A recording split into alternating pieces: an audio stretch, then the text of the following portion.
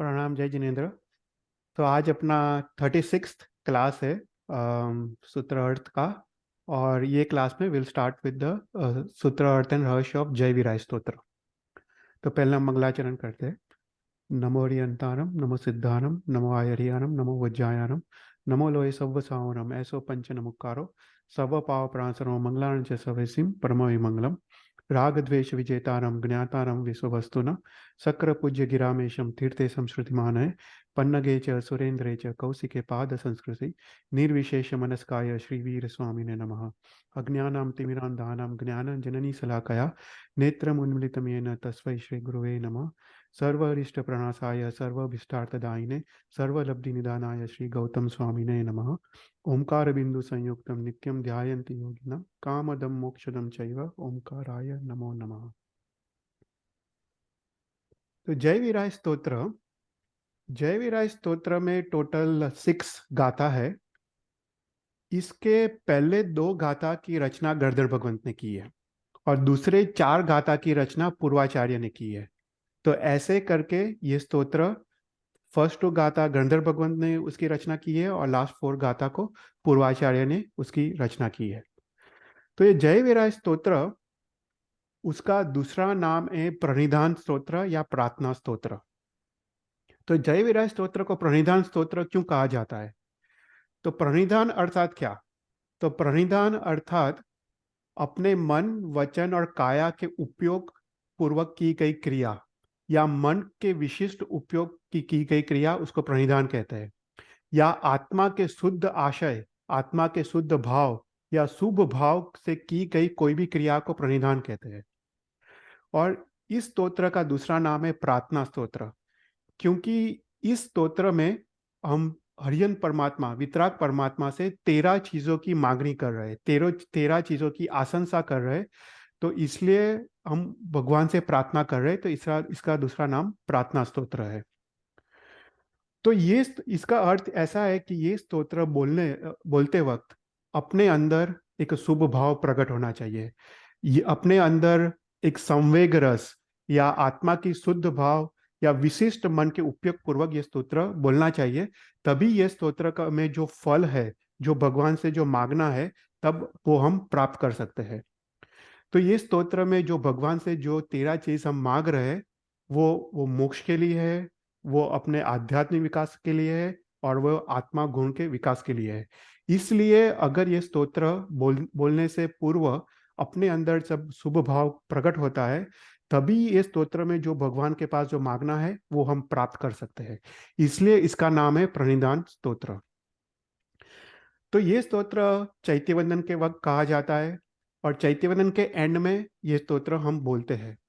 तो सबसे पहले हम जब चैत्यवंदन की विधि करते हैं, सबसे पहले हम भगवान की अष्टप्रकारी पूजा करते हैं, भगवान की उत्तम द्रव्यों से पूजा करते हैं। उसके बाद हम ईर्या वेया करके सभी जीवों को क्षमापना करते हैं, जो भी विराधना हुई है उसकी क्षमा मांगते हैं। उसके लिए हम एक लोकगस का कौशल करते हैं। उसके बाद हम नीचे बैठते हैं और नीचे बैठने के बाद हम भगवान का स्तुति करते हैं, चैत्यवंदन करते हैं, नमोस्तोत्रम स्तोत्र द्वारा भगवान के गुणगान करते हैं, वर्धमान सक्र स्तव द्वारा, और फिर स्तवन आदि भी गाते हैं। तो ये सब जो करते हैं क्रिया, उसका मकसद ये है कि अपने अंदर एक शुभ भाव प्रकट हो। राइट? जब ये सब करने करने द्वारा अपने अंदर जब शुभ भाव प्रकट होता है, उसके बाद हम ये जय वीराय स्तोत्र बोलते हैं। तो जय वीराय स्तोत्र बोलते समय हमारे अंदर जो ये स्तोत्र में जो मांगना है, हमको बस वही भगवान से चाहिए। और वो चीज, ये 13 चीज मुझे कैसे और कब मिले, ऐसी हमको इच्छा होनी चाहिए, ऐसी अपने अंदर एक भाव प्रकट होना चाहिए। तभी ये स्तोत्र जो प्रणिधान स्तोत्र है, तभी ये प्रणिधान बनता है। राइट? तो ये चैत्यवंदन की विधि है। तो हम जब चैत्यवंदन करते हैं तो यूजुअली शास्त्र में 3 मुद्रा दी गई है। आपको पता होगा, एक योग मुद्रा है, दूसरा है जीन मुद्रा और थर्ड है मुक्ता सुक्ति सुक्ति मुद्रा। तो जो योग मुद्रा मतलब नमस्कार की मुद्रा, 2 हाथ जोड़ के हम मस्तक झुकाते हैं, उसको योग मुद्रा कहते हैं। फिर दूसरा टाइप की मुद्रा है जब हम लोकगस का कौशल करते हैं, उसको जिन मुद्रा कहते हैं। जो लोकगस में कौशल में हम खड़े रहते हैं, उसको जिन मुद्रा कहते हैं। और थर्ड जो मुद्रा है वो है मुक्ता सुक्ति मुद्रा। तो ये जय वीराय सूत्र ये मुक्ता सुक्ति मुद्रा में कहा जाता है। तो मुक्ता सुक्ति मुद्रा मतलब क्या? तो बोलते हैं उसमें दोनों हाथ, जो उसके जो दोनों जो पांचों पांच फिंगर्स है वो एक दूसरे को टच करते हैं, और दूसरे और अंदर एक पोलाण होता है, एक छीप के आकार का हम पोलाण हम करते हैं। तो इसका आशय ये है कि हम भगवान को कह रहे हैं कि ये जो छिप के अंदर जो मोती है वो मोती को हमको प्राप्त करना है। तो ये जय वीराय स्तोत्र में जो भगवान से जो मांगना है वो मोती के समान है। तो 13 चीजों जो भगवान से मांगना है वो अत्यंत अमूल्य है, और वो हमको प्राप्त करना है। और इसलिए ये जय वीराय स्तोत्र हम ये मुक्ता सुक्ति मुद्रा में हम उसको कहते हैं। तो शास्त्रकार ने बताया है कि ये जो जय वीराय स्तोत्र है उसको एक इनाम या उसको प्रभावना या गिफ्ट की उपमा दी गई है। तो काफी इंटरेस्टिंग बात की है शास्त्रकारों ने। तो शास्त्रकार कहते हैं कि जैसे हम चैत्य वंदन करते हैं, उसमें हम भगवान की अष्टप्रकारी पूजा करते हैं, उसके बाद हम भगवान के गुणगान गाते हैं, राइट। हम चैत्य वंदन करते हैं, नमोत्तरम और स्तवन आदि से भगवान के गुणगान करते हैं। तो ये जो हम क्रिया करते हैं उसके अंत में हम भगवान को कहते हैं कि देखो भगवान, मैंने आपकी उत्तम द्रव्यों से पूजा की, मैंने आपके गुणगान किए, अभी मेरा आपसे इनाम या गिफ्ट मांगने का समय आ गया है। तो इसको शास्त्रकारों ने ये जय वीराय स्तोत्र को एक इनाम या गिफ्ट की उपमा दी है कि एक अभी मेरे को प्राइस चाहिए। तो जब कोई किसी से इनाम मांगता है तो उसका दिल कितना गदगद होता है, कितना भावुक होता है। तो उस प्रकार के भाव अपने अंदर प्रकट होने चाहिए जब हम भगवान से हम कुछ मांग रहे हैं, राइट। तो ये स्तोत्र को गिफ्ट या उसकी भी उपमा दी गई है। तो हम इसका हम मीनिंग स्टार्ट करते हैं। जय विराज स्तोत्र, कोई भी क्वेश्चन हो तो हम आप पूछ सकते हैं। तो सबसे पहले जय वीराय जगगुरु, राइट। तो इसका अर्थ है हे वितराग, वीराय मतलब वितराग परमात्मा आपका जय हो, राइट। तो वितराग किसको कहते हैं? तो जिसने राग द्वेष और अहंकार को जीत लिया हो उसको वितराग कहते हैं। जस्ट राग अकेला नहीं, क्योंकि द्वेष, जिसने राग द्वेष जीत लिया हो उसने अवश्य द्वेष को जीता हो, और जितने जिसने मोह को भी जीत लिया हो, अर्थात इस जिसने सभी टाइप के आसक्ति पर विजय प्राप्त किया हो उसको वितराग कहते हैं। तो यहाँ पे हम कहते हैं हे वितराग परमात्मा आपका जय हो। तो यहाँ पे क्वेश्चन होता है कि वितराग परमात्मा ने तो राग द्वेष और मोह पे विजय प्राप्त कर दिया है, फिर भी हम क्यों कहते हैं कि आपका जय हो, राइट। वितराग परमात्मा ने तो ऑलरेडी विजय प्राप्त किया है। तो यहाँ पे शास्त्रकार बताते हैं कि जैसे कोई चक्रवर्ती के पास जाता है, चक्रवर्ती राजा ने तो छः छः खंड जीत लिया है, फिर भी वो कहता है हे राजन आपका जय हो। तो वो जय वो आदर और बहुमान का सूचक है। तो उसी प्रकार हम जब कहते हैं वितराग परमात्मा आपका जय हो, वो उनके प्रति अपना आदर और बहुमान का सूचक है। फिर उसके अलावा जब हम कहते हैं कि जय हो, तो जय का अर्थ ऐसा है जैनम जयति शासनम। हम ये कहना चाहते हैं कि वितराग परमात्मा आपका शासन, आपका धर्म जयवंता वर्तो, और वो चारों ओर उसका उसका प्रभाव बढ़े, और वो प्रसार हो। तो इसलिए भी हम कहते हैं हे वितराग परमात्मा आपका जय हो। फिर उसके अलावा यहाँ पे लिखा गया है कि जय शब्द से हम भगवान का सन्निधान प्राप्त कर रहे हैं, मतलब भगवान को अपने पास बुला रहे हैं। भगवान तो द्रव्य से आइदर वो महाविद्य क्षेत्र में है या वो मोक्ष में है, तो द्रव्य से सन्निधान प्राप्त करना असंभव है। तो इसलिए हम भाव से सन्निधान यहाँ पे प्राप्त कर रहे हैं। तो यहाँ पे हम भगवान को अपने मन और हृदय में भगवान की स्थापना कर रहे हैं।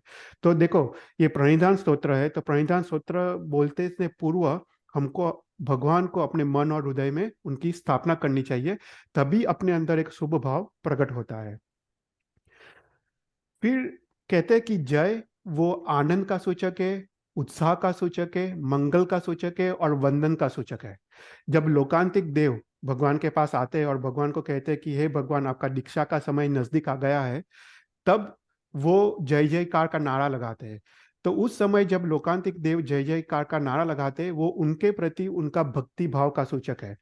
तो यहाँ पे जय के काफी अर्थ है, राइट। उसका पहला अर्थ है कि हम भगवान का शासन विजयवंत हो। फिर उसके बाद हम कहते हैं कि कि भगवान का हम सन्निधान, भाव से सन्निधान प्राप्त करना चाहते हैं। और ये जय शब्द आनंद और मंगल का भी सूचक है। तो हम कहते हैं यहाँ पे, हे वितराग परमात्मा आपका जय हो। तो जहाँ पे वितरागता है वहाँ पे विजय है, और जहाँ पे राग द्वेष है वहाँ पे पराजय है। तो ये कहने से, हे जय जय वीराय, हे वितराग परमात्मा आपका जय हो, हम भगवान को जब अपने हृदय और मन में स्थापन करते हैं, हम ऐसा कहने का ट्राई कर रहे हैं कि अपने अंदर जो राग द्वेष और मोह रूपी शत्रु है, उस वो आंतर शत्रु पे हम विजय प्राप्त कर पाए। तो इसलिए भी हम कहते हैं, हे जय वीराय, हे वितराग परमात्मा आपका जय हो। कोई कोई क्वेश्चंस? फिर उसके बाद दूसरा है जग गुरु। तो जय वीराय, जय, ये जय शब्द जगत गुरु के साथ भी लगता है। तो हे जगत गुरु परमात्मा आपका जय हो। तो हमने जग चिंतामणि स्तोत्र में हमने जग गुरु का हमने हमने मीनिंग देखा था। जग चिंतामणि जगन्नाथ जग गुरु जग रक्षण। तो यही अर्थ में यहाँ पे जग जग गुरु का यहाँ पे अर्थ यहाँ पे कहा गया है। तो हमने जब पंचेंद्रिय स्तोत्र हम पढ़ते हैं, पंचेंद्रिय स्तोत्र में हम कहते हैं कि अपने गुरु कौन है। तो वो लौकिक गुरु की बात है, जो 36 गुणों से युक्त ऐसे मेरे गुरु है, जो जो 5 इंद्रियों का संवर करते हैं, जो 9 ब्रह्मचर्य का वाड़ का पालन करते हैं, जो 4 कषाय को जीतते हैं, जो 5 महाव्रत का पालन करते हैं, जो 5 समिति 3 गुप्ती का पालन करते हैं, और जो पंचाचार का पालन करते हैं। तो ऐसे 36 गुणों से युक्त ऐसे मेरे गुरु है। पर ये लौकिक गुरु की बात है। पर यहाँ पे भगवान को लोकोत्तर गुरु की उपमा दी है। तो भगवान कैसे है? तो बोलते कि भगवान का जो शासन है, भगवान का जो धर्म है, वो सभी जीव के हित के लिए है।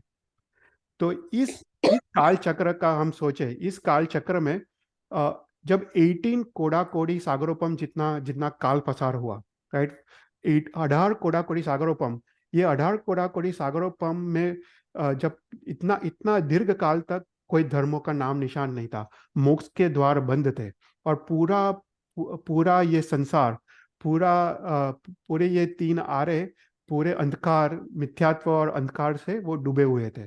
फिर उसके बाद भगवान ऋषभ देव का जन्म हुआ, और भगवान ऋषभ देव ने जब केवल ज्ञान प्राप्त किया, उन्होंने द्वादशांगी दी, और उसके बाद मोक्ष के द्वार ओपन हुए। उन्होंने ज्ञान का दीपक को प्रकट किया, और उन्होंने जो भी धर्म है, ये वितराग परमात्मा ने, आदिश्वर भगवान ने दिया, और असंख्य पीढ़ी तक, असंख्य पाठ परंपरा तक अनेक जीव ने ये मोक्ष मार्ग पे चल के मोक्ष को प्राप्त किया। इसलिए परमात्मा को यहाँ पे जगत गुरु की उपमा दी है। तो यहाँ पे कहते हैं, हे हे वितराग परमात्मा आपका जय हो, हे जगत गुरु परमात्मा आपका जय हो। तो पहले वितराग परमात्मा को हमने जय किया, हमने हमने ये भाव किया कि मेरे राग द्वेष और मोह पर विजय प्राप्त हो, और भगवान का सानिध्यान प्राप्त किया। और अभी हम जगत गुरु ऐसे परमात्मा का सानिध्यान प्राप्त कर रहे हैं, और हम ये कहना चाहते हैं कि मेरा मिथ्यात्व, मेरी अज्ञानता मेरे दूर हो, और मुझे सम्यक दर्शन की प्राप्ति हो। कोई कोई क्वेश्चंस? फिर कहते हैं, हो ममम तुअ पभाहो भयवम। ये सबसे इंपॉर्टेंट सेंटेंस है जय विराय स्तोत्र का। यहाँ पे कहते हैं कि हे वितराग परमात्मा, हे जगत गुरु, मुझे आपके प्रभाव से, मुझे ये चीज की प्राप्ति हो, जो हम 13 चीज की जो हम मांगने वाले हैं। तो बोलते हैं, मुझे आपके प्रभाव से ये 13 चीज की प्राप्ति हो। मतलब हे भगवान, मुझे आपकी कृपा से, आपके सामर्थ्य से, आपकी शक्ति से मुझे ये 13 चीज की प्राप्ति हो। तो देखो, हम धर्म मार्ग में जो भी प्राप्त करते हैं, जो भी सद्गुणों की प्राप्ति होती है, वो भगवान के प्रभाव से ही प्राप्त होता है। यहाँ पे गणधर भगवंतों ने वेरी क्लियर किया है कि जो भी हम प्राप्त करते हैं, वो भगवान की कृपा और भगवान के प्रभाव और भगवान के सामर्थ्य से ही प्राप्त कर सकते हैं। तो वितराग स्तोत्र में कलिकाल सर्वज्ञ हेमचंद्राचार्य लिखते हैं, एकोपी शुभ भाव हो तीर्थंकर प्रदस्त। तो बोलते हैं कि अपने अंदर एक भी शुभ भाव प्रकट होता है, वो हरियंत परमात्मा की कृपा है। अगर हरियंत परमात्मा ने ये तीर्थ की स्थापना नहीं की होती, द्वादशांगी की हमको नहीं दिया होता, तो अपना ये सामर्थ्य नहीं होता, अपनी ये शक्ति नहीं होती कि अपने अंदर एक भी शुभ भाव प्रकट हो सकता हो। तो कहते हैं कलिकाल सर्वज्ञ हेमचंद्राचार्य कि एक भी शुभ विचार अपने अंदर जो प्रकट होता है, वो हरियंत देव की कृपा है। तो यहाँ पे लिखते हैं शास्त्रकार कि दुर्गुणों का नाश, कर्म का विनाश, सद्गुणों की प्राप्ति, मोक्ष मार्ग में आने वाले विघ्नों का नाश और मोक्ष की प्राप्ति और सम्यक दर्शन की भी प्राप्ति वो भगवान की कृपा से ही प्राप्त होती है। तो इसलिए हम जब ओव सग्रम स्तोत्र हम देख रहे थे, ओव सग्रम स्तोत्र में हमने देखा, तुअ समत्ते लद्दे चिंतामणि कपवा बब्बैये पावन्ते विज्ञानम जीवामृणम ठानम। तो हम क्या कहते हैं कि पार्श्वनाथ भगवान, मुझे आपकी कृपा से, आपके प्रभाव से, आपकी लब्धि से मुझे सम्यक दर्शन की प्राप्ति हो। और ये सम्यक दर्शन की प्राप्ति के बाद जो प्राप्ति का ऐसा सामर्थ्य है कि मोक्ष मार्ग में आने वाले सभी विघ्नों का नाश होता है और मोक्ष की प्राप्ति होती है। तो ये भी भगवान के प्रभाव से ही सम्यक दर्शन की प्राप्ति होती है और भगवान के प्रभाव से ही मोक्ष मार्ग में आने वाले सभी विघ्नों का नाश होता है। अ, फिर एक एक मेरे को स्तवन याद आता है। तुमने सुना होगा, गिरुवारे गुण तुम तना, महावीर भगवान का स्तवन है। उसमें लास्ट लाइन में हम बोलते हैं, लास्ट जो कड़ी है, तू गति तू मति आसरो, तू आलम्बन मुझे प्यार हो रहे। राइट, आपने सुना होगा, आप गाते होंगे। तो यहाँ पे कितना अद्भुत बात कर रहे हैं महोपाध्याय यशो विजय। कहते हैं भगवान को कि तू गति तू मति, भगवान तू ही मेरी गति है और तू ही मेरी मति है। मतलब गति मतलब साधना मार्ग में हम एक भी स्टेप रखते, एक भी कदम रखते हैं और साधना मार्ग में जो चलते हैं वो भगवान की कृपा है। और मति मतलब अपनी अपनी बुद्धि, अपनी प्रज्ञा। तो एक भी शुभ भाव अपने अंदर प्रकट होता है, वो भी भगवान की कृपा है। तो इतना अद्भुत पावरफुल सेंटेंस है, हो ममम तुओ भवाओ भयवम। हे भगवान, मुझके आपके प्रभाव से, आपकी कृपा से मुझे ये 13 चीज की प्राप्ति हो। तो यहाँ पे क्वेश्चन होता है, राइट, कि ठीक है, सब कुछ भगवान की कृपा से प्राप्त होता हो, राइट, आप कि सम्यक दर्शन की प्राप्ति, मोक्ष की प्राप्ति, सद्गुणों की प्राप्ति, कर्म का नाश, दुर्गुणों का नाश। तो अपने पुरुषार्थ का क्या महत्व, राइट, एक एक क्वेश्चन आता है कि ठीक है, सब कुछ तो भगवान की कृपा से प्राप्त होता है, तो अपना पुरुषार्थ का क्या महत्व। तो यहाँ पे शास्त्रकार लिखते हैं कि अपने पुरुषार्थ का 1% महत्व है, बाकी 99% भगवान की कृपा है। तो अपनी पुरुषार्थ क्या है। तो बोलते हैं कि अपने पुरुषार्थ उतना ही है कि भगवान के प्रति अपना समर्पण भाव, भक्ति भाव प्रकट हो। अपना पुरुषार्थ मात्र इतना है, बाकी तो सब कुछ भगवान को ही करना है। तो यहाँ पे एक एग्जांपल देते हैं कि जैसे हमको अगर लाइट ऑन करना हो या पंखा ऑन करना हो, राइट, तो अपना पुरुषार्थ क्या है। अपना पुरुषार्थ है कि हम जाके खड़े होके स्विच को ऑन करें, राइट, और पंखा ऑन हो जाता है और लाइट ऑन हो जाता है। अपना पुरुषार्थ मात्र उतना है। पर भगवान कैसे है, भगवान तो पावर हाउस है। जहाँ पे इलेक्ट्रिसिटी जनरेट होता है वो भगवान है, राइट। तो 99% कृपा भगवान है। अपना पुरुषार्थ मात्र धर्म मार्ग में उतना ही है कि हमको भगवान के प्रति समर्पण भाव प्रकट हो।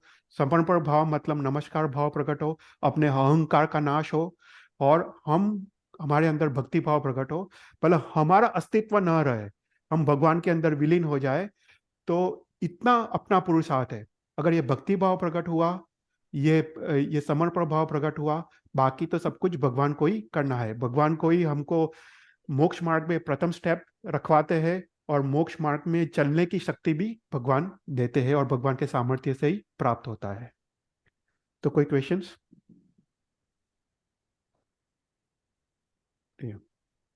तो यहाँ पे, हाँ, एक भयवम मतलब वो भगवान को रिफर करते भयवम मतलब, हाँ, हौ ममम तो पवा भयम, हाँ, मतलब हे भगवान, हाँ, हे भगवान, मुझे आपके प्रभाव से, हौ ममम मतलब हौ मतलब हो जो, हैं। ममम मतलब मुझे, और तुआ मतलब तुम्हारे, तुम्हारे प्रभाव से भगवंत। हाँ, और आपने जो ये बोला तो भगवान ने उनकी कृपा से और उनके प्रभाव से हमको ये मिलता है। तो भगवान हमको ज्ञान देते हैं, राइट, बट फिर पुरुषार्थ तो हमें ही करना है। तो ये आई थिंक भाव के ऊपर जा रहा है। या लाइक कर्म वो सब ठीक है, बट ये थोड़ा उसके ऊपर जा रहा है कि आप समर्पण कर दो भगवान को भक्ति भाव से, और आ, उनके प्रभाव से आपको ये सब मिलेगा। उसमें फिर जो वो है कि जैसे आप भगवान आपको ज्ञान देते हैं और आपको उसके ऊपर आचार करना है। Right right. और देखो, हाँ, पर वो भी, ये बहुत अच्छा क्वेश्चन है, पर देखो, हमारा ना आचार में भी कर्तृत्व नहीं है। देखो, ये बहुत हमको क्लियर होना चाहिए। देखो, हम एक तप भी करते हैं, हम क्या बोलते हैं? देव गुरु पसाय। राइट। हम्म। वो भगवान की कृपा से ही तप होता है। देखो, इसमें प्रॉब्लम क्या है? अगर हम माने कि हमने तप किया तो अहंकार आ गया। जैसे ही हम्म। अहंकार आ गया, वो तप का जो फल है मोक्ष मार्ग में, वो मिलता नहीं है। It become zero. It become zero, क्योंकि तुमने तप क्यों किया है? तप तुमके मोक्ष की प्राप्ति के लिए किया है। राइट। हम्म। तुमने हर संज्ञा को जीतने के लिए किया है, तुमको अब अपने काया पे जो आसक्ति है उसको तोड़ने के लिए किया है। और हम बोले कि मैंने अट्ठाई की। राइट। हम्म। तो क्या हुआ? मैंने अट्ठाई की, मैं आ गया। राइट। तो वहां पे अपना कर्तृत्व आ गया। इसलिए हम बोलते हैं देवगुरु पसाय। देवगुरु पसाय का मतलब है कि नहीं, मैंने नहीं किया, ये तो भगवान की कृपा से हुआ है। मेरा कोई सामर्थ्य ही नहीं था, मेरी कोई शक्ति नहीं थी, ये भगवान की कृपा से ही होता है। और मतलब इफ यू गो डीप, और ये मतलब यही बात सही है। हमने एक बार ये बात की थी कि सक्लारत स्तोत्र है। सक्लारत स्तोत्र में पहली गाथा देखो, सक्लारत प्रतिष्ठानम मधिष्ठानम शिव श्रेय भूर्भुवस्व ईशानम मारंद्य प्रज्ञानमय। तो यहाँ पे बोलते हैं कलिकाल सर्वज्ञ हेमचंद्राचार्य कि अरिहंत का जो आरंत्य है वो शक्ति रूप है। राइट। इसलिए जब हम भगवान ये मूर्ति की स्थापना करते हैं, वो आचार्य भगवान क्या करते हैं? आचार्य भगवंत वो ध्यान में जाके ये जो अरिहंत का जो आरंत्य है उसको शक्ति रूप में पकड़ते हैं और मूर्ति में उसकी स्थापना करते हैं। तभी उसको अंजन सला का प्रतिष्ठा कहते हैं। तो ये जो शक्ति है, जो सामर्थ्य है, वो पूरे ब्रह्मांड में फैला हुआ है। भूर्भुवस्व स्त्रैसानम, मतलब पूरे 14 राजलोक में ये अरिहंत का आरंत्य वो फैला हुआ है। और ये अरिहंत का आरंत्य में ये ताकत है कि हमको जो भी शुभ क्रिया होती है, शुभ भाव प्रकट होते हैं, वो ये आरंत्य का ही प्रभाव है। तो देखो, मतलब हमारा अंडरस्टैंडिंग अभी तक ऐसा है कि हम अपना पुरुषार्थ से करते हैं, पर अपना पुरुषार्थ मात्र 1% है। बाकी तो सब कुछ भगवान की कृपा से होता है। इसलिए नमोत्रम स्तोत्रम देखेंगे मीनिंग। वो नमोत्रम स्तोत्र इतना अद्भुत स्तोत्र है। हम क्या बोलते हैं? अभय दयाराम, चक्कु दयाराम, मग दयाराम, शरण दयाराम, भोई दयाराम, धम्म दयाराम, धम्मदेश दयाराम, धम्म, सब कुछ भगवान देते हैं। भगवान अभय देते, निर्भयता देते। भगवान चक्षु मतलब श्रद्धा देते। भगवान मोक्ष मार्ग देते, मोक्ष मार्ग में चलने की शक्ति देते। मोक्ष मार्ग में विघ्न वो भी भगवान दूर करते। भगवान धर्म के सारथी है। भगवान हमको खुद ही हमको बिठा के हमको मोक्ष तरफ ले जाते। सब कुछ भगवान करते हैं। राइट। मतलब ये तो शक्रेंद्र ये स्तोत्र रचना करते हैं। राइट। इंद्र महाराज खुद। तो हाँ। तो ये बात है। अपना पुरुषार्थ हम करना चाहिए, पुरुषार्थ, और पुरुषार्थ करना ही चाहिए, पर पुरुषार्थ कहाँ तक? ये भक्ति भाव और समर्पण भाव प्रकट होने तक। बाकी तो जो भी है, अब अपना कर्तृत्व तो कुछ भी नहीं है। हमको करना जरूर है, आचार सब कुछ करना है, पर भगवान ही कराते हैं। और अगर तुम ये मानोगे ना, तो अपने अंदर अहंकार नहीं जागेगा। हम्म। हम्म। अहंकार कंप्लीटली नाश हो जाएगा। और ये अपनी मान्यता में आना चाहिए कि भगवान भगवान की कृपा से ही हो रहा है। सिर्फ बोलने से नहीं होता है कि देवगुरु पसा है। हम्म। हम सिर्फ बोल देते देवगुरु पसा है, पर ये मान्यता में होना चाहिए कि मैंने तप किया ही नहीं है, वो तो भगवान ने कराया है मुझे तप। राइट। भगवान ने अगर तप धर्म ही नहीं दिया होता, हम कहाँ तप करते? राइट। हम्म। तो ऐसी अपने मान्यता में आए ना, तब तब हमको मानना चाहिए कि हम बॉस। हाँ। तो ऐसी ऐसी मान्यता में आए तभी हमको समझना चाहिए कि हमने धर्म के मार्ग में प्रथम कदम रखा है। This is just first step. मोक्ष तो बहुत बहुत आगे है। पर अगर हमको ऐसी मान्यता में आए कि अपना कर्तृत्व है ही नहीं, हम कुछ भी करें, हम भगवान की पूजा करें, चैत्य वंदन करें, सामायिक करें, प्रतिक्रमण करें, कुछ भी करें, ऐसा कभी भी मानना चाहिए कि मैंने किया।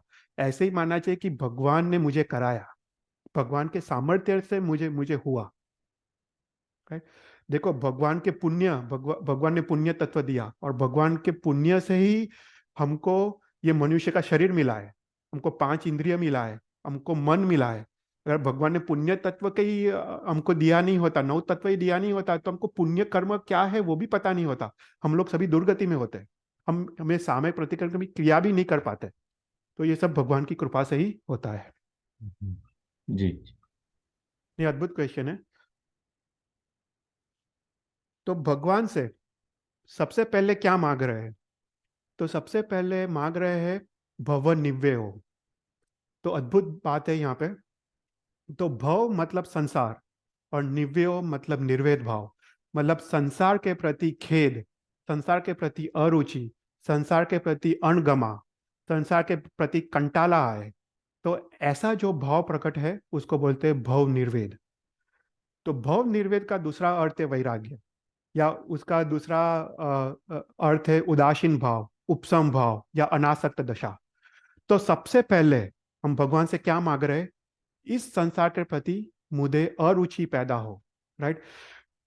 शास्त्रकार लिखते हैं कि जब तक ये भव निर्वेद पैदा होता है, उसके बाद ही हम मोक्ष का यथार्थ प्रयत्न कर सकते हैं। अगर हमको संसार के प्रति, संसार के पदार्थों के प्रति राग है, तो हम जो भी धर्म क्रिया करते हैं, जो भी धर्म आराधना करते हैं, वो इन पदार्थों को प्राप्त करने के लिए करते हैं। पर जब हमको पता चलता है कि ये संसार के सभी पदार्थों में कोई भी सुख देने का सामर्थ्य नहीं है, ये संसार के जो जो भी सुख है वो सभी दुख रूप है, दुखानुबंधी है, और दुख की परंपरा को सर्जन करने वाला है, तभी हम जो मोक्ष का यथार्थ प्रयत्न, जो भी हम धर्म करते हैं, तभी हमारा धर्म का प्रयत्न मोक्ष लक्षी हो सकता है। तो इसलिए सम्यक दर्शन के 5 गुणों में एक गुण को भव निर्वेद कहा गया है। राइट। संवेद, निर्वेद, उपशम भाव, और आस्तिक्य, और अनुकंपा। राइट। सम्यक दर्शन के 5 गुणों में ये भव के प्रति निर्वेद, वैराग्य हमने मांगा है। अगर ये भव निर्वेद प्रकट हो, तभी हमको मानना चाहिए कि हमारे में सम्यक दर्शन प्रकट हुआ है। तो भव निर्वेद अर्थात क्या?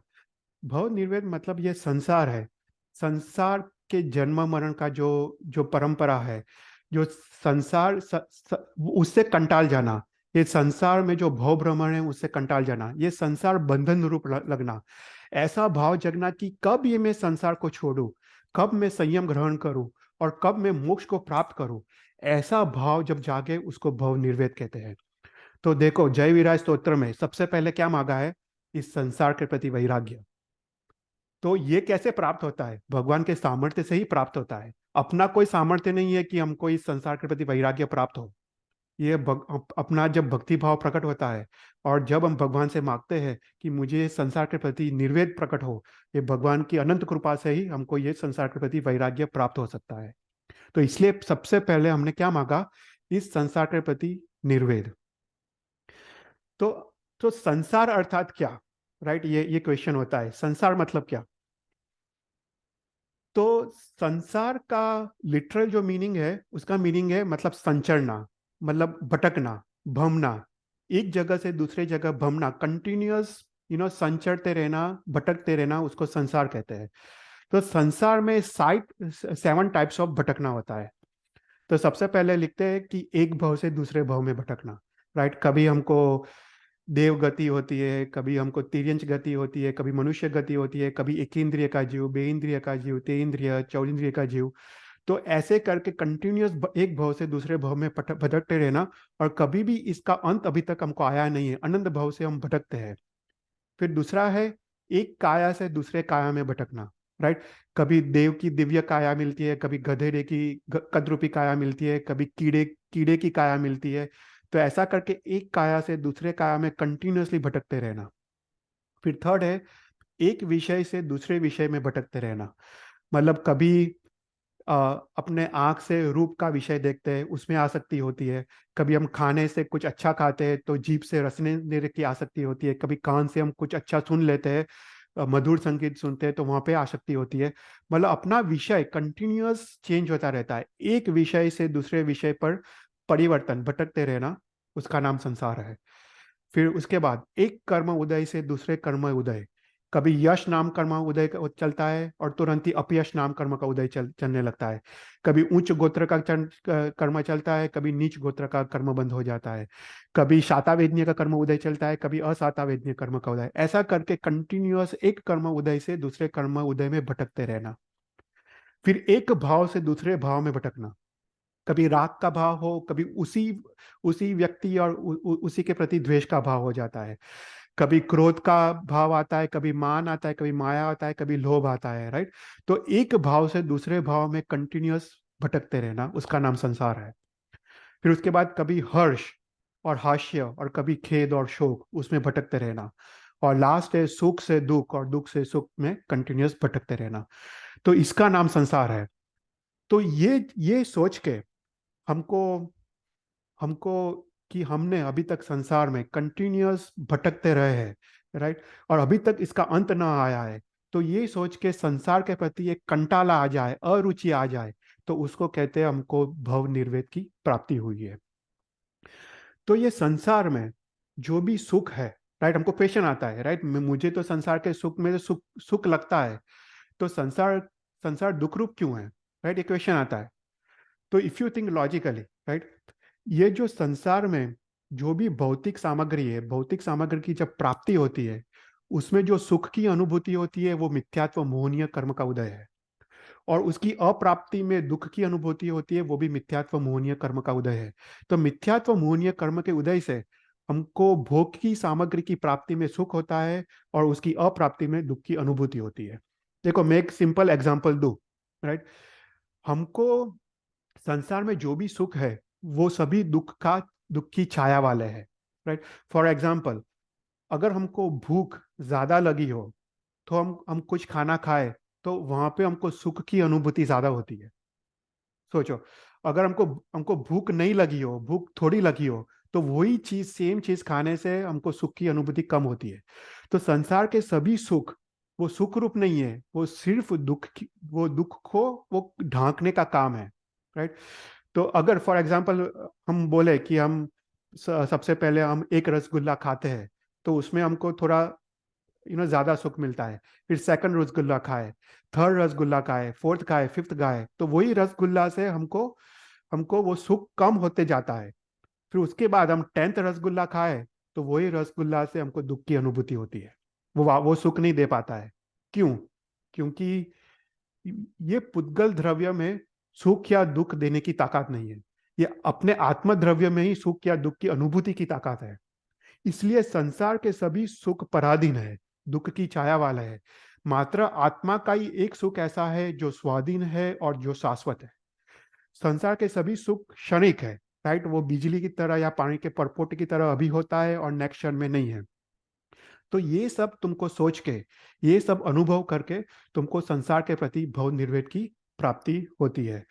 और जब ये भव निर्वेद की प्राप्ति होती है, तभी हमारा मोक्ष मार्ग शुरू होता है। इसलिए जय वीराज स्तोत्र में सबसे पहले भव निर्वेद मांगा है, क्योंकि भव निर्वेद के बिना कुछ भी धर्म आराधना करो, तुम्हारा अंदर अंदर अंतरकरण में तुमको वो सांसारिक सुख की अपेक्षा रही है।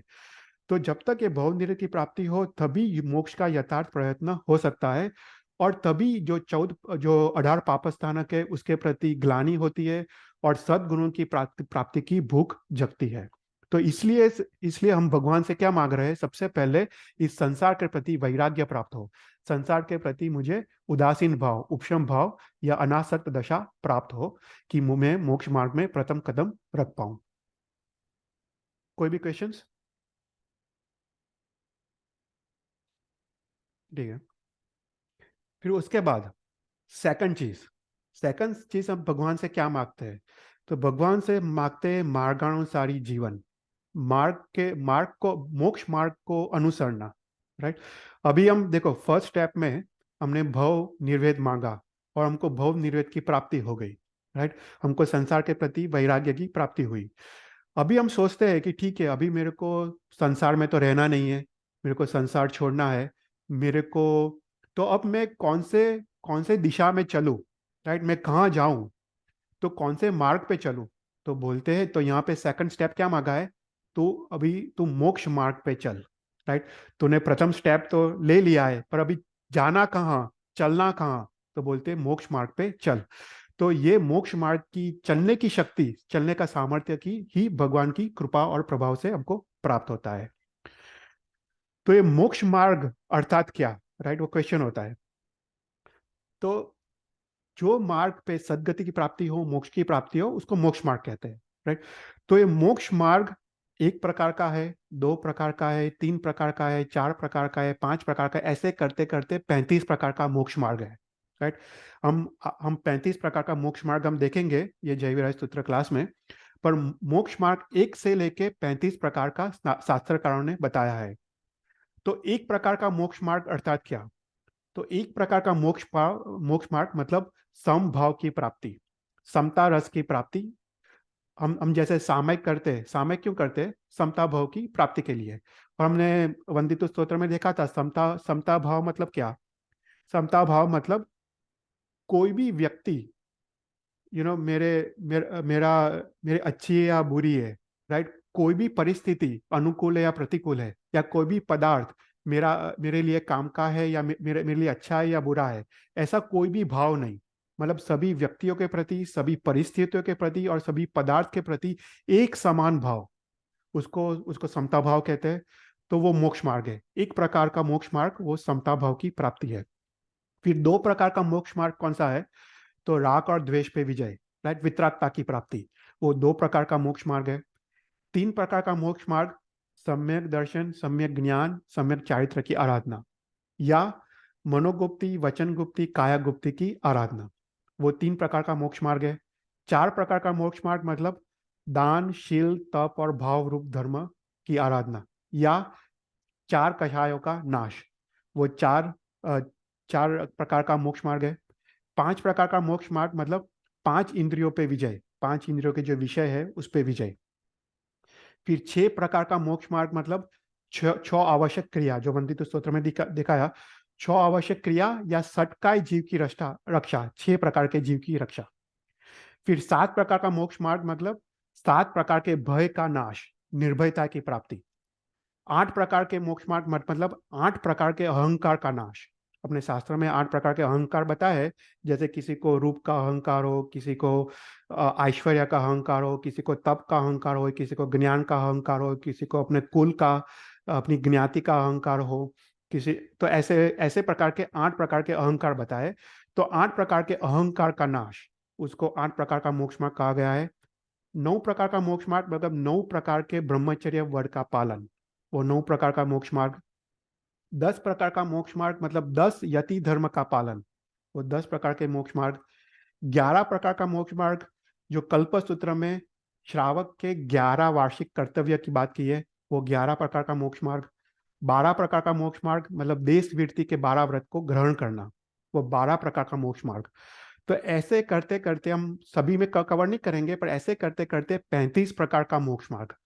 तो 35 प्रकार का मोक्ष मार्ग वो कलिकाल सर्वज्ञ हेमचंद्राचार्य ने योग शास्त्र में उसका वर्णन किया है। वो हम 35 प्रकार का मोक्ष मार्ग को हम देखेंगे। तो कलिकाल सर्वज्ञ ने योग शास्त्र में मार्गानुसारी जीवन के 35 गुणों की बात की है, राइट। तो यहाँ पे हम जय विराय स्तोत्र में हम ये भगवान से ये मांग रहे हैं, हम ये 35 गुण अपने अंदर प्रकट हो, वो हम भगवान से हम मांग रहे हैं। तो ये मार्गानुसारी गुण मतलब क्या, मार्गानुसारी जीवन मतलब क्या? तो बोलते हैं कि श्रावक को, ये श्रावक के लिए, कि श्रावक को अपना जीवन कैसे जीना चाहिए, राइट। अब मोक्ष मार्ग में कैसे चलना चाहिए कि उसको सदगति की प्राप्ति हो। तो इन 35 चीजों का हम पालन करें तो हम सदगति की तरफ हम चल सकते हैं। तो यह है मार्गानुसारी जीवन या मोक्ष मार्ग। तो हम थोड़ा ब्रीफली देख लेते हैं। तो ये 35 गुण कौन से हैं? तो सबसे पहले श्रावक का गुण है न्याय उपार्जित धन। ओके। तो श्रावक को, राइट, अपने जीवन चलाने के लिए पैसे तो कमाने पड़ते हैं, राइट।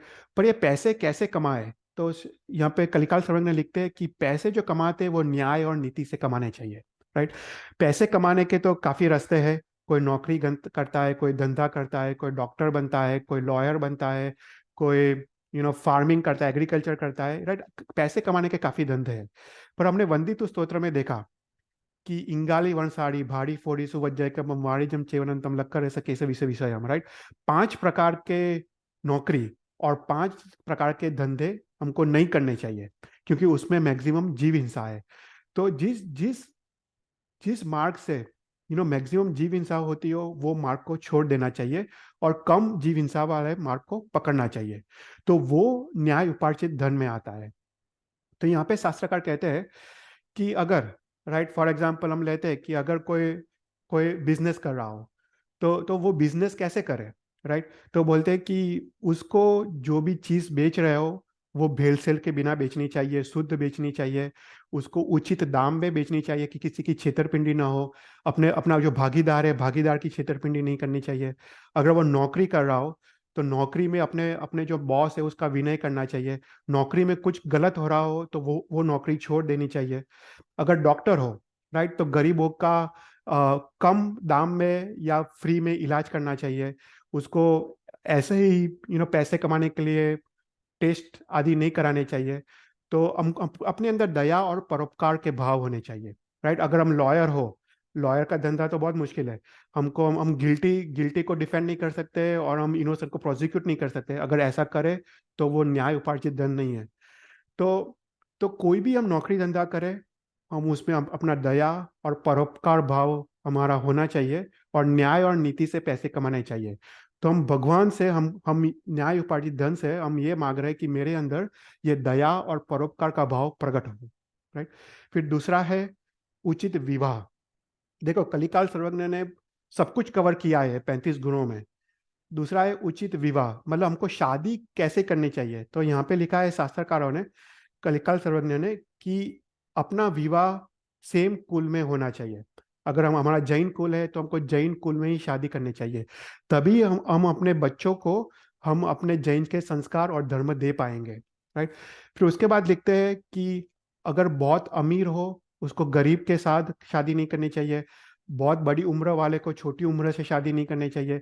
सद्गुणी को दुर्गुणी से शादी नहीं करनी चाहिए, क्योंकि ये करने से विवाह में भंग आता है। और उसके उपरांत हमने वंदित स्तोत्र में देखा स्वदारा संतोष, राइट। वो सबसे उत्तम गुण है विवाह के लिए, शादी के लिए, कि अपनों को स्वदारा संतोष व्रत को ग्रहण करना चाहिए। तो हम भगवान से हम ये मांग रहे हैं। फिर उसके बाद हम थर्ड थर्ड चीज क्या मांग रहे हैं मार्कंडेय जीवन में? शिष्टाचार की प्रशंसा। ये शिष्टाचार की प्रशंसा सबसे उत्तम गुण है। इसमें हम भगवान से अनुमोदना धर्म मांग रहे हैं। देखो, अनुमोदना धर्म सबसे डिफिकल्ट धर्म है, राइट। हम अपने हृदय से, अपने भाव से किसी और की अनुमोदना करना, किसी और के धर्म की अनुमोदना करना, वो बहुत डिफिकल्ट है। इसके लिए हमको अपना अहंकार का नाश करना पड़ता है। इसलिए हम भगवान से हम मांग रहे हैं कि हे भगवान, आपके प्रभाव से मुझे ये अनुमोदना धर्म की प्राप्ति हो। तो जहाँ पे भी शिष्ट, जो भी सज्जन पुरुष है, उनके जहाँ पे भी सद्गुण दिखे, राइट, जैसे सत्य दिखे, अहिंसा दिखे, तो उसके अंदर संतोष दिखे, सहनशीलता दिखे, दया परोपकार दान धर्म दिखे, ज्ञान या क्रिया धर्म दिखे, तप धर्म दिखे, संयम धर्म दिखे, कोई भी प्रकार के सद्गुण दिखे, वहां पे उसकी उस धर्म की प्रशंसा करनी चाहिए और करने वाले व्यक्ति की भी प्रशंसा करनी चाहिए। और उसके उपरांत जहाँ पे भी दुर्गुण है, दुर्गुण जैसे व्यभिचार, परस्त्री गमन, विष, ये दारू, जुगार, शिकार आदि से हमको दूर रहना चाहिए। तो ये शिष्टाचार की प्रशंसा करते करते अपने में एक योग्यता प्रकट होती है कि अपने में ये सद्गुण अपने में आते हैं। तो ये सबसे उत्तम धर्म है, वो है अनुमोदना धर्म, यहाँ पे हम मांग रहे हैं। देखो, यहाँ पे हम दिखा रहे हैं कि हमको हमको अपना जीवन कैसे जीना चाहिए। मतलब अपना सदगति या मोक्ष को प्राप्त करने के लिए कौन से गुण, कौन से आचार अपने अंदर होने चाहिए, राइट। फिर फोर्थ है शत्रुता त्याग। ये भी सबसे उत्तम आचार है। हमने वंदितों में देखा था, खामे मी सव्य जीवा खमंतु में, मित्य में सब भुवेसु वैरम मज्जम न के नहीं, राइट। तो यहाँ पे कहते हैं कि हमको एक भी जीव के प्रति द्वेष भाव नहीं होना चाहिए। अगर हमको एक भी जीव के प्रति द्वेष भाव हुआ है या हमको रहा है, तो वो मोक्ष को प्राप्त करने के लिए वो बाधक है, राइट। तो हमने देखा कि मैत्री भाव धारण करना चाहिए। तो मैत्री भाव किसको कहते हैं? वो भी कलिकाल सर्वज्ञ ने, हेमचंद्राचार्य ने योग शास्त्र में लिखा है।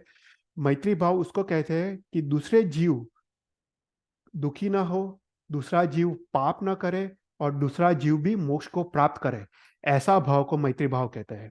ये तीन चीजों को, तो ऐसा भाव, मैत्री भाव हमको हमको प्रकट करना चाहिए।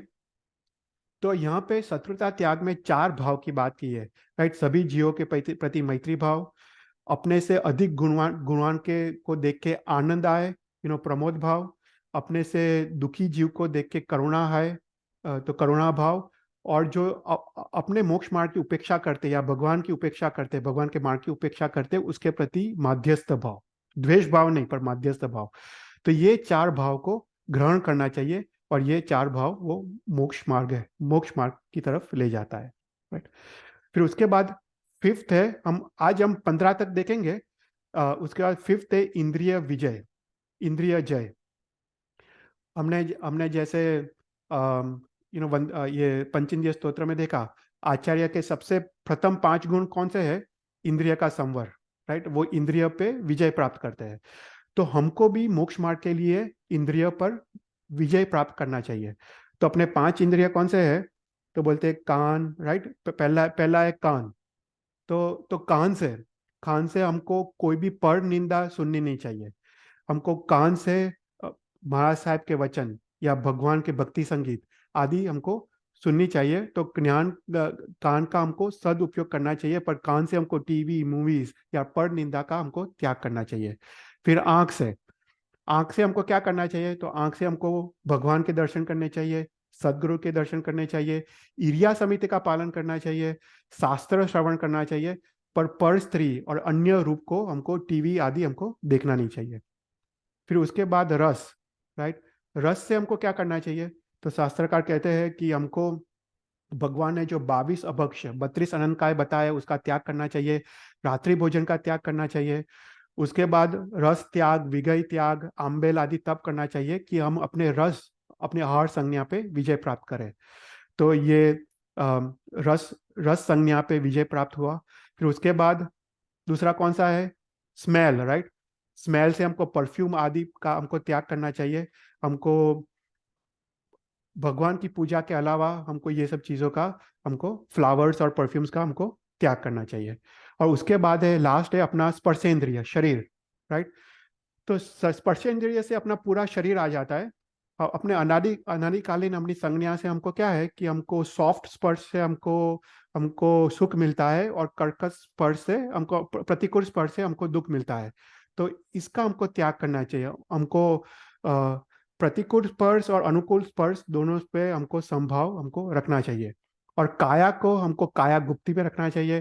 काया को शुभ आचार में उसको रखना चाहिए, जैसे सामयिक करना चाहिए, प्रतिक्रमण करना चाहिए, वैया साधु की वैयावच करनी चाहिए, जिन पूजा करनी चाहिए। तो ऐसे करके 5 इंद्रियों पर हमको कंट्रोल और विजय प्राप्त करना चाहिए। तो ये श्रावक का 5th गुण। उसके बाद 6th गुण है अनिष्ट स्थान त्याग। तो यहाँ पे कलिकाल सर्वज्ञ ने हमको बताया है कि हमको कैसे जगह पे रहना चाहिए, राइट। तो यहाँ पे बोलते हैं कि जहाँ पे भी सांप बिच्छी का भय हो, जहाँ पे युद्ध का भय हो, जहाँ पे कंटिन्यूस वॉर चल रहे हो, जहाँ पे टेररिज्म का भय हो, जहाँ पे कोई चोर और डकैती का भय हो, ऐसे स्थान पे रहना नहीं चाहिए। क्योंकि ऐसे स्थान पे रहने से क्या होता है कि हम भयभीत रहते हैं, और जब हम भयभीत रहते हैं तो हम धर्म आराधना नहीं कर सकते हैं, राइट। धर्म में हम अपना मन नहीं लगा सकते हैं। तो इसलिए श्रावक को ऐसे स्थान में रहना नहीं चाहिए कि वो भयभीत रहे। उसको ऐसे स्थान में रहना चाहिए जहाँ पे वो उसको निर्भयता का, शांति का अनुभव हो। और ऐसे स्थान पे रहना चाहिए कि जहाँ पे वो जैन कम्युनिटी के बीच हो, राइट। ऐसे स्थान पे रहना चाहिए जहाँ पे साध्वी भगवान का योग हो। तो ऐसे स्थान पे उसको रहना चाहिए। फिर 7th है उचित ग्रह, उचित घर, मतलब घर भी कैसा होना चाहिए? तो यहाँ पे बोलते हैं कि घर, जो शावक का घर होता है, वो बहुत बड़ा भी नहीं होना चाहिए, बहुत छोटा भी नहीं होना चाहिए। देखो, अगर घर बहुत बड़ा हो तो उसको साफ सफाई में उसका समय चला जाता है। बहुत छोटा हो तो भी हम धर्म क्रिया शांति से नहीं कर सकते हैं। फिर घर एकांत में भी नहीं होना चाहिए, और बहुत नॉइस के बीच में भी नहीं होना चाहिए। अगर घर बहुत नॉइस के बीच में हो, तभी तभी भी हम अपना ध्यान आदि धर्म में लगा नहीं सकते। तो घर कैसा होना चाहिए वो कलिकाल सर्वज्ञ ने बात किया है। फिर उसके बाद 8th जो गुण है, वो सबसे उत्तम गुण है, वो पाप का भय, राइट। हमने वंदित स्तोत्र में देखा था, संबडिति जीवो जवीर पाम समाने किंची अप्पोसि अहि बंधो जैनम नंदी द्वंद्वसम कुनई, राइट। तो सम्यक दृष्टि जीव कैसा होता है? उसको कंटिन्यूअस पाप का भय होता है। वो सम्यक दृष्टि जीव और मिथ्या दृष्टि जीव दोनों संसार में रह के एक का एक पाप करते हैं। पर जो सम्यक दृष्टि जीव जो पाप करता है, वो जैना पूर्वक करता है। वो उसको खाना बनाना पड़ता है, उसको पैसा कमाना पड़ता है, वो पाप करते करते वो जैना करता है।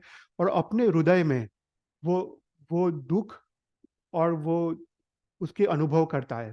वो पाप वो निर्ध्वंस रूप से नहीं करता है। राइट।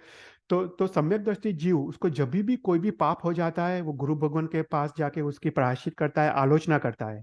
जबकि मिथ्या दृष्टि जीव वही पाप करता है पर वो निर्ध्वंस रूप से करता है। उससे क्या होता है कि जो सम्यक दृष्टि जीव वो पाप करता है, उसका जो कर्म का जो प्रदेश बंद और जो स्थिति बंद होता है वो अल्प होता है। और मिथ्या दृष्टि जीव का वही पाप, उसमें प्रदेश बंद और स्थिति बंद वो काफी दीर्घ होता है और उसको दीर्घ काल तक संसार में भवभ्रमण करना पड़ता है। तो देखो यहाँ पे कलिकाल सर्वज्ञ ने कितने उत्तम गुणों की बात की है। कैसा अपना जीवन होना चाहिए कि हमको पाप का भय हो। राइट। फिर उसके बाद नाइन्थ गुण की बात कर रहे हैं, वो है देशाचार पालन। तो बोलते हैं हमको कैसे रहना चाहिए। तो बोलते हैं कि हम जहाँ पे भी रह रहे हैं, कोई भी देश में रह रहे हैं, तो वहाँ के रूल्स एंड रेगुलेशन, वहाँ के लॉस का पालन करना चाहिए। हमको कभी भी लॉस को ब्रेक ना करना चाहिए कि हमको जेल जाना पड़े या अपने धर्म की निंदा हो। उसके बाद हम अपने देश से जो भी उत्तम चीज लेके आए हैं, अपना जैन धर्म उत्तम है, अपने कपड़े उत्तम है, अपने खाना पीना उत्तम है, तो वो हमको कोई भी कहाँ पे भी जाए, वो उत्तम चीजों का जिसमें अपने आत्मा गुणों का विकास हो, आत्मा का हित हो, उसका पालन करना चाहिए। तो उसको कहते हैं देशाचार का पालन। फिर उसके बाद है लोकप्रियता। देखो, लोकप्रियता शब्द से कलिकाल सर्वज्ञ ये कहना चाहते हैं कि अपने श्रावक कैसे होते हैं, वो लोकप्रिय होते हैं।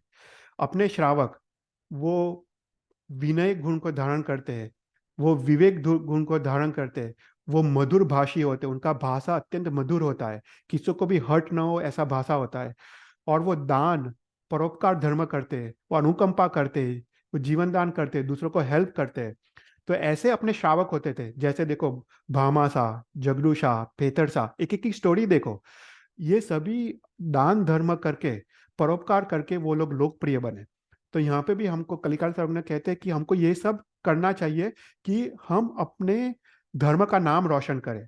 अपना नाम तो नहीं पर अपने धर्म का नाम रोशन करें, कि धर्म की प्रभाव ना हो। तो श्रावक हमेशा लोकप्रिय होना चाहिए।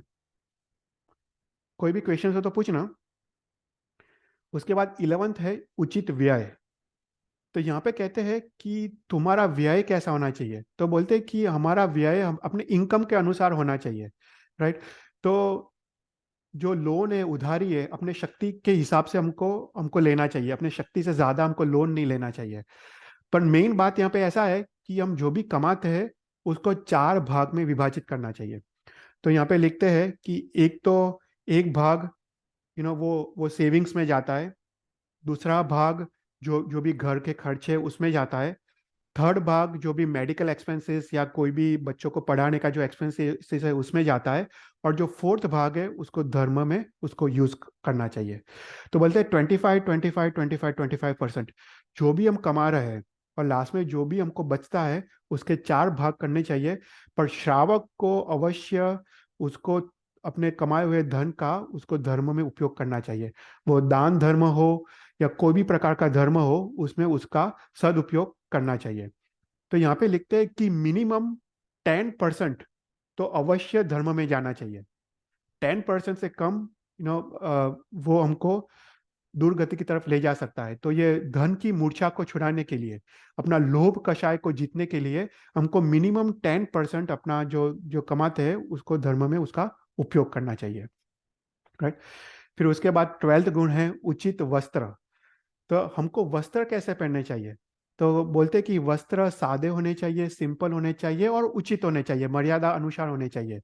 ऐसा कोई भी वस्त्र ना पहनना चाहिए जिससे हमको देख के दूसरे के मन में कोई विकार भाव उत्पन्न हो। अगर हम ऐसे वस्त्र पहने और दूसरे के मन में कोई भी विकार भाव उत्पन्न हो तो उसका पाप हमको लगता है। राइट। तो अपने वस्त्र उचित होने चाहिए, मर्यादा अनुसार होने चाहिए। और अपने पैसे, अपनी ज्ञाति, अपनी स्थिति के हिसाब से वस्त्र होने चाहिए। राइट। फॉर एग्जाम्पल, अगर कोई श्रीमंत श्रावक है, वो फटे हुए कपड़े पहने तो वो भी उचित नहीं है, क्योंकि उससे धर्म की निंदा होती है। तो अपनी ज्ञाति, अपनी स्थिति और अपने जो इनकम है उसके हिसाब से अपने वस्त्र होने चाहिए। पर जनरली कैसे वस्त्र सादे होने चाहिए, सिंपल होने चाहिए, कि उससे हमको लघुता गुण और हमको नम्रता गुण हमको प्रकट होता है। राइट। उसके बाद 13th है वेरी इंपॉर्टेंट, माता पिता वंदन या माता पिता का पूजन। तो शास्त्र का लिखते हैं कि माता पिता पिता वो तीर्थ समान है, राइट। कहते हैं कि जो भी माता पिता की सेवा भक्ति करता है, उनको आदर बहुमान करता है, उनकी उनकी इच्छा को पूर्ण करता है, उसको ही धर्म की योग्यता प्रकट होती है। देव गुरु को वंदन तभी तभी उसका फल मिलता है जो माता पिता को की सेवा भक्ति करता है। जो माता पिता की सेवा भक्ति नहीं करता है, उसको देव गुरु का जो फल मिलना चाहिए, जो उचित फल मिलना चाहिए, वो मिलता नहीं है। तो देखो, भगवान महावीर ने अपने माता को दुख ना हो उसके लिए उसने गर्भ में हलन चलन बंद कर दिया। फिर ये अपने हिंदू में आता है, राइट, श्रवण, उसने अपने अंध माता पिता को कंधे पे उठा के 67 तीर्थ की यात्रा की थी।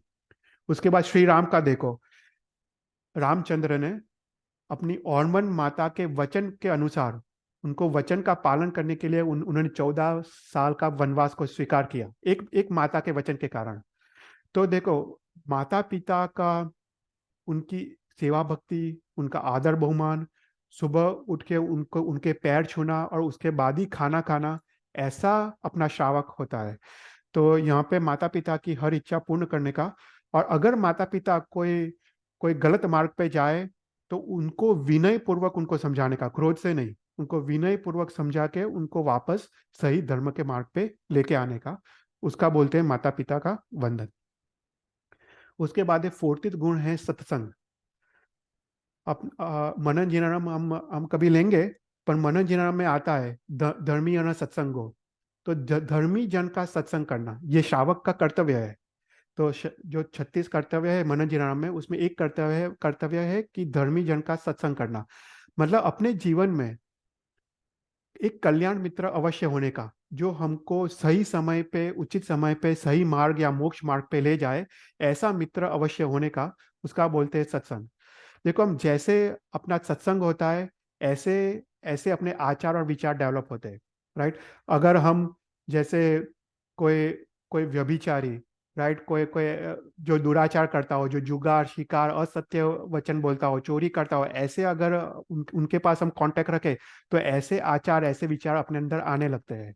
उसी तरह अगर हम सत्संग, कोई अच्छे सद्गुण वाले, जिसमें सत्य, दया, परोपकार, ऐसे संयम, सहनशीलता, ऐसे उत्तम गुण है, उसके साथ हम कांटेक्ट रखते हैं, तो ऐसे आचार और विचार अपने अंदर आने लगते हैं। तो 14th जो कर्तव्य है या 14th मार्ग है मार्गानुसारी जीवन का, वो है सत्संग। और जो 15th है, लास्ट वाला हम लेते हैं आज, वो है कृतज्ञ भाव, उपकार भाव। तो यहाँ पे कहते हैं कि हमको जिसने भी अपने जीवन में जो भी उपकार किया है, उस छोटा सा छोटा उपकार को याद करके उनकी अनुमोदना करना, उनका, उस व्यक्ति का बहुमान करना, आदर करना, उसको बोलते हैं कृतज्ञता भाव। देखो, अपने जीवन में काफी लोगों ने अपने पे उपकार किया है। अपने मित्र ने, हम कभी दुखी हो, राइट, हम कभी डिप्रेस्ड हो, तो मित्र ने हमारी मदद की है, राइट। हमको भूख लगी हो, पानी की प्यास लगी हो, तो किसी ने हमको दिया हो। हमको जैसे अपने टीचर्स, अध्यापक अपने स्कूल में हमको पढ़ाया है, वो सब उपकारी है। अपने डॉक्टर्स, अपने जिसने हमको हमारी इलाज की है, वो भी अपने उपकारी है। तो ये सब ने हमारे जो भी छोटा सा छोटा उपकार किया है, अपने कल्याण मित्र, अपने सदगुरु, जो भी उपकार किया है, वो सभी उपकार को याद करके उन पे आदर और बहुमान करना। तो थानांग सूत्र में 4 प्रकार के व्यक्ति बताए हैं। एक है उत्तम व्यक्ति, अधम व्यक्ति और अधमा अधम व्यक्ति। तो उत्तम व्यक्ति किसको कहते हैं? तो बोलते हैं कि उत्तम व्यक्ति वो है कि दूसरे ने जो उपकार किया है, वो व्यक्ति पे वो उपकार करता है, राइट। जिसने हमारे पे उपकार किया है, वो व्यक्ति पे हम उपकार करते हैं तन मन धन से, तो उसको उत्तम व्यक्ति कहते हैं। उत्तमा उत्तम किसको कहते हैं? कि जिसने अपने पे अपराध किया हो, जिसने अपना बुरा किया हो, उसका भी हम उपकार करें। भगवान कैसे है? भगवान उत्तमा उत्तम है, राइट। भगवान, वो गौशाला ने कान में खिल्ले ठोके, पर फिर भी उनके प्रति तो उसको करुणा भाव था। तो जिसने अपना अपना खराब किया है, उसके प्रति भी उपकार, वो उत्तमा उत्तम है। फिर अधम किसको कहते हैं? जिसने अपने प्रति खराब किया हो, अपराध किया हो, उसको, उस पर अपराध करना, उसका खराब करना, उसको अधम व्यक्ति कहते हैं। और अधम अधम, जिसने अपने उपकार किया है, उसका भी अधम करना, राइट, उसको अधम अधम कहते हैं। तो हमको उत्तम बनना चाहिए या उत्तम व्यक्ति हमको बनना चाहिए। तो यहाँ पे 15 गुण की बात की, बाकी के 20 गुण की बात हम नेक्स्ट क्लास में करेंगे और हम आगे आगे बढ़ेंगे। पर हम सेकंड स्टेप में हैं। पहला स्टेप में हमने भव निर्वेद मांगा, वैराग्य मांगा। सेकंड स्टेप में हमने ये 35 गुण हम अपने जीवन में आए और भगवान के प्रभाव से ये 35 गुणों की 35 आचार धर्मों की हमको प्राप्ति हो, हम यहाँ पे भगवान से मांग रहे हैं। तो कोई भी क्वेश्चंस हो तो यहाँ पे पूछ सकते हैं।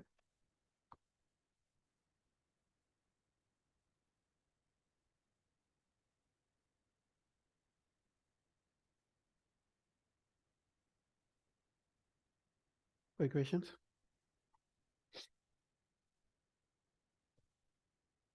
ठीक है, कोई क्वेश्चन नहीं हो तो हम मंगलाचरण कर देते हैं। नमो ओरियंतारम, नमो सिद्धानम, नमो आयर्यानम, नमो वज्जायनम, नमो लोय सव्वसावनम, ऐसो पंच नमुक्कारो सव पाव प्रणासनो मंगलान च सर्वसिम परमोय मंगलम। जिन आज्ञा विरुद्ध बुलाए हो तो इच्छा मिलो करम। थैंक यू चैतन भाई, thank you very much. Thank you.